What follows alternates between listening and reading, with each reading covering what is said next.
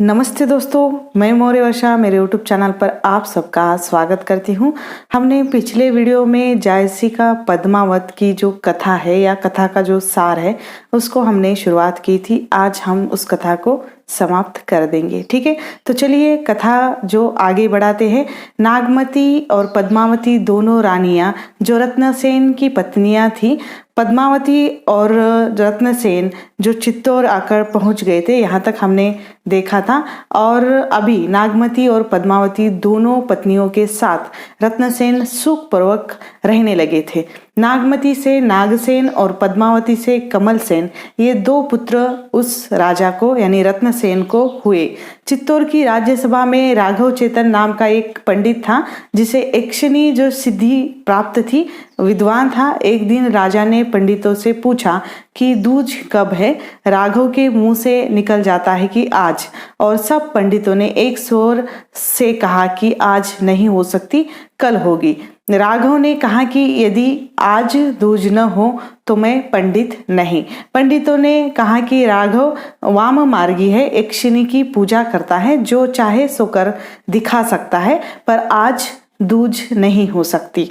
राघव ने यक्षिणी के प्रभाव से उसी दिन संध्या के समय द्वितीया का चंद्रमा सभी को दिखा दिया, पर जब दूसरे दिन चंद्रमा देखा गया तब वह द्वितीय का ही चंद्रमा था।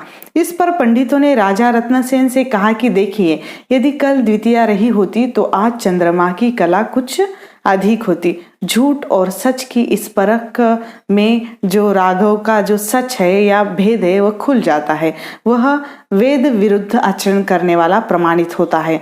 राजा रत्नसेन ने उसे देश से निकाल जाने का दंड दिया। पद्मावती ने जब यह सुना तब उसने ऐसे गुणी पंडित का असंतुष्ट होकर जाना राज्य के लिए अच्छा नहीं समझा। उसने भारी दान देकर राघव को प्रसन्न करना चाहा। सूर्यग्रहण के दिन दान देने के लिए उसने उसे बुलाया। जब राघव महल के नीचे आया तब पद्मावती ने अपने हाथ का एक अमूल्य कंगन, जिसका जोड़ कहीं और मिलना दुष्प्राय था, झरोके पर से फेंका। झरोके पर पद्मावती की झलक देख राघव बेसुध होकर गिर पड़ता है। जब जागृत होता है तब वह सोचता है कि अगर ये दिल्ली के बादशाह को मैं खबर दूं, यानी बादशाह लंपट है, तुरंत चित्तौड़ पर चढ़ाई करेगा और इसके जोड़ का जो दूसरा कंगन भी मुझे इनाम में देगा। यदि ऐसा हुआ तो राजा से मैं बदला भी ले लूंगा और सुख से जीवन भी बिताऊंगा। मैं पद्मावती के रूप सौंदर्य का वर्णन उसके पास यानी बादशाह के पास जाकर करूंगा। ये सोचकर राघव दिल्ली पहुंच जाता है और वहां बादशाह अलाउद्दीन को कंगन दिखाकर पद्मिनी के रूप का उसके सामने वर्णन करता है। अलाउद्दीन ने बड़े आदर से उसे अपने यहाँ रखा और सरजा नामक एक दूत के हाथ एक पत्र रत्नसेन के पास भेजा कि पद्मिनी को तुरंत भेज दो, बदले में जो जितना राज्य चाहो ले लो। पत्र पाते ही राजा रत्नसेन को बहुत क्रोध आता है और वो क्रोध से लाल हो जाता है और बिगड़कर राजा दूत को वापस कर देते हैं। अलाउद्दीन पद्मावती को पाने के लिए या अपनाने के लिए चित्तौड़गढ़ पर चढ़ाई कर देता है। 8 वर्ष तक मुसलमान चित्तौड़ को घेरे रहते हैं और घोर युद्ध होता रहता है, पर गढ़ और राजा का हौसला वे तोड़ नहीं पाते। इसी बीच दिल्ली से एक पत्र अलाउद्दीन को मिला जिसमें हरेब लोगों के फिर से चढ़ आने का समाचार लिखा था। बादशाह ने जब यह देखा कि गढ़ नहीं टूटता है तब उसने कपट की एक चाल सोची। उसने रत्नसेन के पास संधि का एक प्रस्ताव भेजा और यह कहलाया कि मुझे पद्मिनी नहीं चाहिए। समुद्र से जो 5 अमूल्य वस्तुएं जो तुम्हें मिली है उन्हें देकर हम संधि कर लेते हैं। राजा ने स्वीकार कर लिया और बादशाह को चित्तौड़गढ़ के भीतर जाकर बड़ी धूमधाम से उसकी दावत दी। गोरा बादल नामक विश्वास पात्र सरदारों ने राजा को बहुत समझाया कि मुसलमानों का विश्वास करना ठीक नहीं है, पर राजा ने ध्यान नहीं दिया। वे दोनों वीर नीतिज्ञ सरदार रूठकर अपने घर चले गए। कई दिनों तक बादशाह की मेहमानदारी होती रही। एक दिन वह टहलते टहलते पद्मिनी के महल की ओर भी जाते हैं, जहां एक से एक रूपवती स्त्रियां स्वागत के लिए खड़ी होती है। बादशाह ने राघव से पूछा कि जो बराबर उसके साथ साथ रहता था, उससे पूछा कि इनमें पद्मिनी कौन है। राघव ने कहा, पद्मिनी इनमें कहाँ, ये तो उसकी दासियां है। बादशाह पद्मिनी के महल के सामने ही एक स्थान पर बैठकर राजा के साथ शतरंज खेलने लगा। जहां वह बैठा था वहां उसने एक दर्पण भी रख दिया था कि पद्मिनी यदि झरोके पर आएगी तो उसका प्रतिबिंब उस दर्पण में देखूंगा। पद्मिनी कुतूहलवश झरोके के पास आई और बादशाह ने उसका प्रतिबिंब दर्पण में देखा। देखते ही वह बेहोश होकर गिर पड़ता है। अंत में बादशाह ने राजा से विदा मांगी। राजा उसे पहुंचाने के लिए उसके साथ चले गए। हर फाटक पर बादशाह राजा को कुछ न कुछ देता चला गया। अंतिम फाटक पार होते ही राघव के इशारों से बादशाह ने रत्नसेन को पकड़ लिया और बांध कर दिल्ली ले गया। वहां राजा को तंग कोठरी में बंद करके वह अनेक प्रकार के भयंकर कष्ट देने लगा। इधर चित्तौड़ में हाहाकार मच गया। दोनों रानियां रो रो कर प्राण देने लगी। इस अवसर पर राजा रत्नसेन के शत्रु जो कुंभलनेर के राजा देवपाल को दुष्टता सूझी। उसने कुमुदिनी नाम की दूती को पद्मावती के पास भेजा। पहले तो पद्मिनी अपने मायके की स्त्री सुनकर या बड़े प्रेम से उससे मिलती है, उससे बातें करती है, उससे अपना दुख कहने लगती है। पर जब धीरे धीरे उसका भेद खुल जाता है तब उसने उसे उचित दंड देकर उसे निकलवा भी दिया। इसके पीछे अलाउद्दीन ने भी जोगिन के वेश में एक दूती इस आशा से भेजी कि वह रत्नसेन से भेंट कराने के बहाने पद्मिनी को लेकर जोगिन बनाकर अपने साथ दिल्ली लाएगी।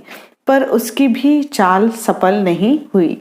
अंत में पद्मिनी गोरा और बादल के घर गई और उन दोनों क्षत्रिय वीरों के सामने अपना दुख रोकर उसने उनसे राजा को छुड़ाने की प्रार्थना की।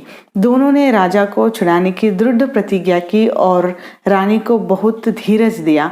दोनों ने सोचा कि जिस प्रकार मुसलमानों ने धोखा दिया है उसी प्रकार उनके साथ भी चाल चलनी चाहिए। उन्होंने 1600 ढकी पालकियों के भीतर सशस्त्र राजपूत सरदारों को बिठाया और जो सबसे उत्तम और बहुमूल्य पालकी थी उसके भीतर औजार के साथ एक लोहार को बिठाया। इस प्रकार वे यह प्रसिद्ध करके चले कि 1600 दासियों के सहित पद्मिनी दिल्ली जा रही है। गोरा के पुत्र बादल की अवस्था बहुत कठिन थी। जिस दिन दिल्ली जाना था उसी दिन उसका गोना आया था। उसकी नवविवाहिता वधू ने उसे युद्ध में जाने से बहुत रोका, पर उस वीर कुमार ने एक न सुनी। अंत में 1600 सवारियों के सहित वे दिल्ली के किले में पहुंचे।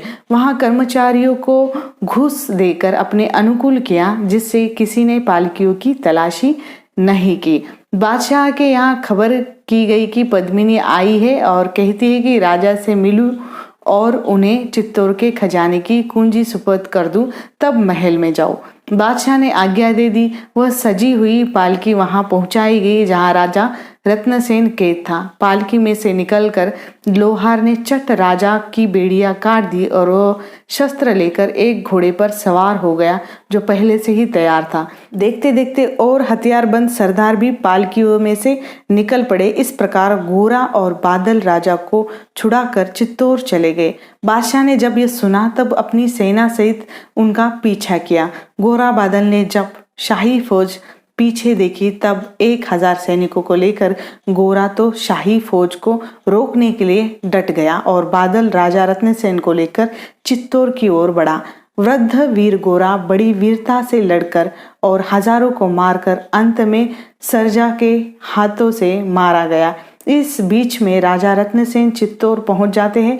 पहुंचते ही उसी दिन रात को पद्मिनी के मुंह से रत्नसेन ने जब देवपाल की दुष्टता का हाल सुना तब उसने उसे बांध लाने की प्रतिज्ञा की। सवेरा होते ही रत्नसेन ने कुंभलनेर पर चढ़ाई कर दी। रत्नसेन और देवपाल के बीच द्वंद्व युद्ध होता है। देवपाल की सांग रत्नसेन की नाभि में घुसकर उसे पार निकल जाती है। देवपाल सांग मारकर लौटना ही चाहता था कि रत्नसेन ने उसे जा पकड़ा और उसका सिर काटकर उसके हाथ पैर बांधे। इस प्रकार अपनी प्रतिज्ञा पूरी कर और चित्तौड़गढ़ की रक्षा का भार बादल को सौंप रत्नसेन ने शरीर छोड़ दिया। राजा के शव को लेकर दोनों पद्मावती और नागमती दोनों रानियां सती हो गई। इतने में ही शाही सेना यानी चित्तौड़गढ़ आ पहुंची। बादशाह ने पद्मिनी के सती होने का समाचार सुना। बादल ने प्राण रहते गढ़ की रक्षा की, पर अंत में वह फाटक की लड़ाई में मारा गया और चित्तौड़गढ़ पर मुसलमानों का अधिकार हो गया। ठीक है, तो ये रही पद्मावती, नागमती और रत्नसेन की पद्मावत में आई हुई कहानी। ठीक है, धन्यवाद।